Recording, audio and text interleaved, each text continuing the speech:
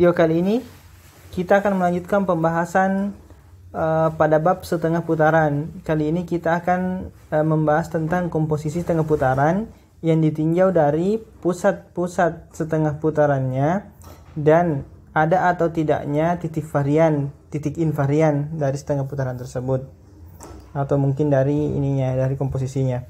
Teorema yang pertama, komposisi dua setengah putaran dengan pusat yang berbeda, dengan pusat-pusat yang berbeda tidak memiliki titik invarian. Jadi gambarannya bisa kita lihat di gambar di bukti ini. Nanti kita lihat buktinya ya seperti ini. Kalau kita punya dua titik pusat, katakanlah A dan B sebagai titik pusat setengah putarannya, nanti kita tidak akan bisa menemukan titik invarian dari komposisinya. Jadi tidak mungkin kita bisa menemukan ini SA komposisi SB titik P yang menghasilkan P. Invarian kan definisinya begitu. Ini tidak mungkin kita temukan. Kalau kita lihat secara gambar saja, kan katakanlah di sini ada titik P. Kita kenakan setengah putaran, kan hasilnya di sebelah sini terhadap B. Kemudian terhadap A lagi kita kenakan setengah putaran, hasilnya kan seperti ini. Ini kan tidak mungkin kembali. Tidak mungkin kembali ke tempat semula. Satu-satunya jalan supaya kembali ke tempat semula adalah A dan B-nya harus sama. Sedangkan di sini kan pusat-pusatnya berbeda. Maka kita mulai buktinya seperti ini. Pertama, kita umpamakan atau andaikan A dan B itu pusat-pusat setengah putaran. Berarti kita andaikan A dan B itu pusat yang berbeda itu. Jadi A dan B dua titik yang berbeda. Katakanlah di sini A, di sini B, dua titik yang berbeda. Kemudian untuk membantu pembuktian kita misalkan suatu garis G, yaitu garis yang melalui A dan B. Jadi notasinya begini, AB, kemudian di atasnya itu kasih tanda panah dua ruas ya. Ini ada panahnya. Seperti itu. Berarti ini garis G-nya yang ini. Kemudian kita misalkan H dan K masing-masing adalah garis yang melalui titik A dan garis yang melalui B yang tegak lurus dengan AB. Berarti H itu yang melalui A, K itu yang melalui B, dan keduanya tegak lurus dengan G. Tentu dari sini kita peroleh kesimpulan bahwa pastilah H ini sejajar dengan K, garis H sejajar dengan garis K. Seperti itu. Kemudian kita perhatikan SASB-nya atau setengah putaran, bagaimana sifatnya setengah putaran terhadap pusat A dengan terhadap pusat B. Berarti SASB. Menurut teorema terdahulu bahwa kalau ada dua garis tegak lurus kan setengah putaran yang melalui titik fotonya itu kan sama dengan pencerminan keduanya. Jadi seperti ini. SA ini kita bisa pandang sebagai MH komposisi, di sini komposisi ya. Komposisi MG, sedangkan ini juga tetap komposisi. Sedangkan SB itu adalah ini SB-nya, komposisi antara pencerminan terhadap K dengan terhadap G. Berarti ini MG MK, seperti itu. Akibatnya kita peroleh MH MG komposisi MG, kita gunakan sifat di sini asosiatif. Kemudian di sini juga tetap asosiatif. Kemudian setelah digunakan asosiatif, pencerminan MG dengan MG sendiri itu kan hasilnya identitas, sifat pencerminan. Kemudian hasilnya nanti MH I identitas, berarti jadinya MH saja, berarti MH MK. Berarti kita peroleh bahwa SASB adalah pencerminan terhadap garis H dilanjutkan dengan atau pencerminan terhadap garis K dilanjutkan dengan pencerminan terhadap garis H.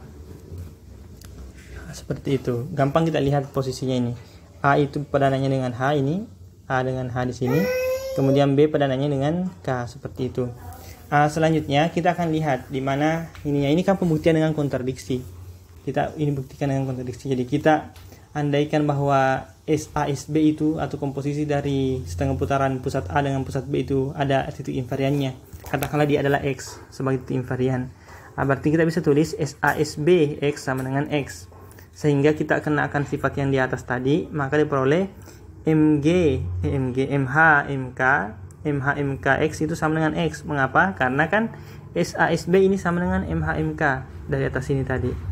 Berarti kalau kita peroleh yang seperti itu, maka kita tinggal kenakan inverse-nya MH di sini. Kita kenakan inverse-nya. Maaf sebentar. Kita kenakan inverse-nya mana tadi ya? Kita kenakan inverse-nya. Berarti kalau begitu Di sini inverse kan MH-nya, berarti M inverse. Komposisi di sini semua yang pakai titik ini komposisi semua. Kita inverse kan berarti di situ inverse-nya MH. Berarti di sini depan juga kita kasih inverse MH. Tapi pencerminan kan inverse-nya dirinya sendiri. Berarti kita sudah punya di sini M inverse H dengan MH hasilnya MK. Berarti kita punya MK X. Kemudian ini inverse-nya di sini. Inverse-nya kan dirinya sendiri, ini MH sendiri, berarti sama dengan MH X. Makanya kita peroleh hasil ini, bahwa MKX sama dengan MHX. Kemudian ini berlaku untuk titik invarian yang kita misalkan X sebagai titik invarian. Kita andaikan ada titik invariannya. Kemudian kita misalkan MKX ternyata adalah X1 yang ini. Ternyata ini adalah X1 misalnya. Berarti kalau begitu ini juga harus X1 karena kan sama. Ada dua kemungkinan hubungan antara X dengan X1, yaitu mereka berbeda atau mereka kembar. Kita tinjau dua kemungkinan ini. Pertama, misalkan kalau mereka berbeda ini, X tidak sama dengan X1, maka kita akan memperoleh bahwa H dan K adalah garis sumbu dari X1. Mengapa? Definisi pencerminan. Definisi pencerminan, kita perlu mengingat definisi pencerminan. Kalau dikatakan begini, MKX sama dengan X1, apa maknanya kalau X tidak sama dengan X1 menurut definisi pencerminan? Berarti garis K harus merupakan garis sumbu dari ruas garis X1. Inilah yang dikatakan di sini.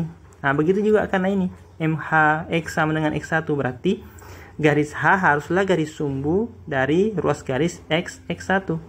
Berarti kita peroleh ini H dan K adalah dua-duanya adalah garis sumbu X1. Namun menurut geometri Euclid, suatu ruas garis sumbunya tunggal, tidak mungkin ada dua. Ini bisa faktanya kita cek dengan mengingat bahwa titik tengahnya ruas garis itu tunggal. Garis sumbu kan melalui titik tengah yang tegak lurus dengan garisnya. Garis dalam hal ini garis X1 lah. Sehingga kita peroleh bahwa hal ini tidak mungkin karena kesimpulannya ini nanti adalah H sama dengan K. Padahal di awal kita misalkan A dan B tidak sama, sehingga H dan K itu sejajar. Atau bisa kita katakan ini tidak mungkin karena H dan K sejajar dan tidak berimpit berdasarkan di atas ini tadi. Berarti kontradiksi, berarti kemungkinan ini salah ini. Pengandaian untuk kemungkinan ini salah. Maka kita lihat apa yang terjadi dengan pengandaiannya jika kita pandang di kemungkinan yang kedua ketika X-nya sama dengan X1. Nah, ternyata ketika kita pandang X-nya sama dengan X1, maka dengan memisalkan tadi seperti tadi MKX sama dengan X1, berarti kan menurut definisi pencerminan ini kan hanya terjadi kalau X-nya dan X1-nya itu berada, kita bisa katakan X-nya berada di garisnya, berarti X elemen K. Namun kita ingat juga yang tadi ini, yang ini MKX sama dengan MHX, berarti X-nya selain berada di K juga berada di H. Makanya diperoleh nih X berada di H, X juga berada di K. Apa akibatnya? Berarti garis H dan garis K itu berpotongan di titik X, di titik yang kita anggap invarian seandainya X-nya sama dengan X1. Nah, ini tidak mungkin. Mengapa? Di awal kan sudah diketahui hanya sejajar dengan K. Berarti untuk pengandaian di awal bahwa X punya titik invarian itu ada masalah. Mengapa? Karena di dua kemungkinan yang kita peroleh untuk X dan X1 itu selalu bermasalah, selalu kontradiksi. Kalau begitu pengandaian salah, maka kita simpulkan bahwa SASB ini tidak mungkin memiliki titik invarian. Di sini bahasanya diubah lagi ya, titik tetap. Ini titik invarian maksudnya. Ya mungkin bahasa ininya titik tetap lah, seperti itu. Saya kira cukup jelas untuk teorema ini.